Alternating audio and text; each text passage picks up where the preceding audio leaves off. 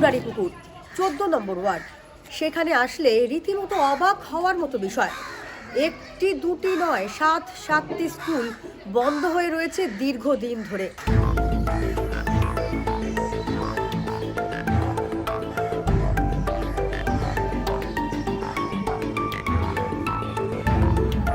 সেই স্কুলগুলো বন্ধ হয়ে যাওয়ার পর এখনো সেইভাবেই পড়ে রয়েছে। জঞ্জাল, মশার আঁতুড়ঘর, জঙ্গল, গাছ হয়ে রয়েছে, কিন্তু ওইভাবেই পড়ে রয়েছে। এইভাবে ঝুলছে সমস্ত স্কুলের বাইরে তালা। এলাকার মানুষ তারা কিন্তু আতঙ্কে ভুগছেন। আমরা আতঙ্কে রয়েছি, ডেঙ্গুর আতঙ্কে।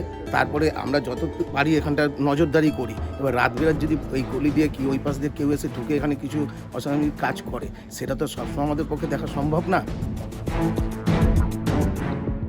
আমি এখন দাঁড়িয়ে রয়েছি মুরারিপুকুরের এই দিঘির পুকুর বলে একটি জায়গায়, যেখানে একটি স্কুল, বিনয় বাদল দিনে স্কুল।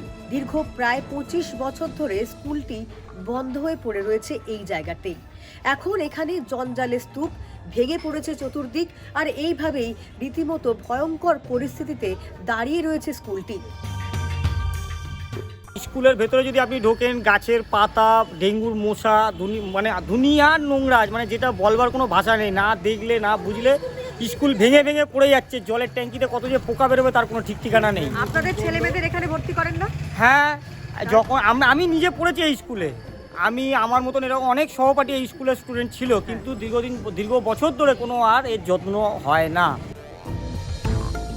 আমরাও পড়েছি তো, যেহেতু আমাদের পাড়ার মধ্যে একটা স্কুল বন্ধ, আমাদের ছোট ছোট যারা ভাই বোনরা, যা আমাদের মেয়েদের বয়সী মেয়ে বাচ্চাগুলো যদি সামনে পড়তো, আমাদেরও ভালো লাগছে। সামনে দিয়ে যাই, আশেপাশে কত স্কুল হয়েছে, স্কুলটা মাঝখানে বন্ধ না, আমাদের দেখে একটু আফসোস লাগে।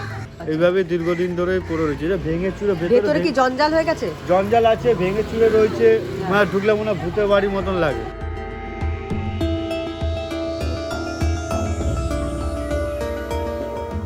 এই স্কুলটাতে হসপিটাল করে দিই, তাও তো কাজ হয়, লোকেদের সেবা পাবে, কিছু পাড়ার ছেলেও কাজ পাবে, তাই না? এই পুরো বিষয় নিয়ে কি বলছেন এলাকার কাউন্সিলর, তার কথা একবার শুনে নেওয়া যাক। প্রাইমারি স্কুলের চেয়ারম্যানকেও আমি জানিয়েছিলাম, কার্তিক মান্নাকে, যে দাদা আমাদের এই স্কুলগুলো কর্পোরেশনকে দিয়ে দেওয়া হোক, তাহলে আমরা এখানে হিন্দি মিডিয়াম স্কুল করতে পারি, বা ইংলিশ মিডিয়ামও করতে পারি, বেঙ্গল মিডিয়ামও করতে পারি। আমার ওয়ার্ডে কর্পোরেশনের কোনো স্কুল নেই, কেএমসির স্কুল বা কেএমসির হেলথের কোনো একটা ব্যবস্থা করতে পারি, নানান চ্যারিটি ডিসপেন্সারি করতে পারি, কিন্তু এই স্কুলগুলো অকেজো হয়ে পড়ে আছে। কেউ দেখভালের লোক নেই, কেন কিভাবে আছে। আমরা এই জন্য আমার বড়তে প্রশাসক মিটিং হয়েছিল, আমি ববিদা কমিশনার সবার সামনে আমি ফটো সমেত, একদম ডকুমেন্ট সমেত আমি লিখিতভাবে জানিয়েছি। সবার শিক্ষা সবার উন্নতি দেওয়ালে লেখা রয়েছে, তবে শিক্ষা কোথায়? বাংলা মাধ্যম স্কুলগুলি রীতিমতো ঢুকছে।